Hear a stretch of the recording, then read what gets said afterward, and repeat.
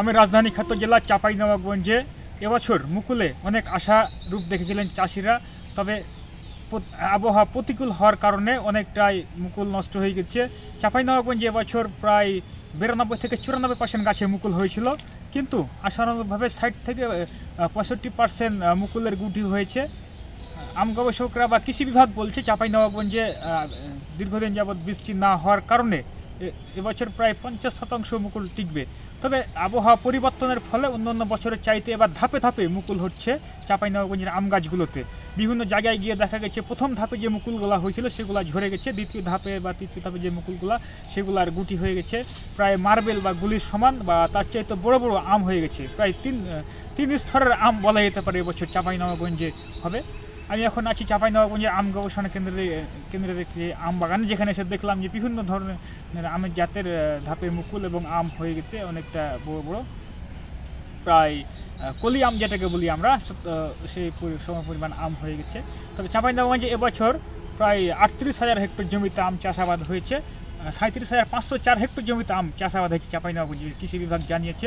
তবে এ সময়তে আমের গাছ যত্ন নিতে গেলে যতদিন না বৃষ্টি না হচ্ছে ততদিন আমের জন্য আবহাওয়া প্রতিকূল, সেক্ষেত্রে আমের গাছে গোড়াতে সেচ দিতে হবে।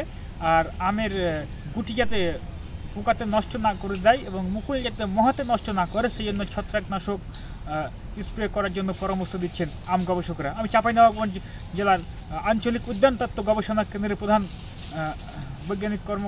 মুখ্য বৈজ্ঞানিক কর্মকর্তা মুখলিসুর রহমানের সঙ্গে কথা বলেছি। তিনিও জানিয়েছেন যে এখন আমের যেহেতু আবহাওয়া উগ্র বা উত্তাপ, সেক্ষেত্রে আমের গাছের গোড়ায় সেচ দিতে হবে নিয়মিত এবং ছত্রাকনাশক স্প্রে করতে হবে যাতে আমটা ভালো থাকে বা টিকসই হয়। তবে তিনি আর এটাও জানিয়েছেন যে যেগুলো বড় গাছ একেবারে বয়স হয়ে গেছে, আম আসানো হচ্ছে না, সেগুলোর পরিবর্তে আশা দেখাচ্ছে ছোট গাছ বা আমাদের আশেপাশে যে হাইব্রিড জাতের যে আমগুলো এসেছে, যে বাড়ি 4, বাড়ি 1 বা কাটিমন, তারপরে আরও বিভিন্ন জাতের যে আম এসেছে আমরুপালি, সেসব আমগুলা প্রক্রিয়াজাতকরণের জন্য বা বিদেশে রপ্তানিকরণের জন্য যদি আম উৎপাদন করা যেতে পারে তাহলে কৃষক লাভবান হবে।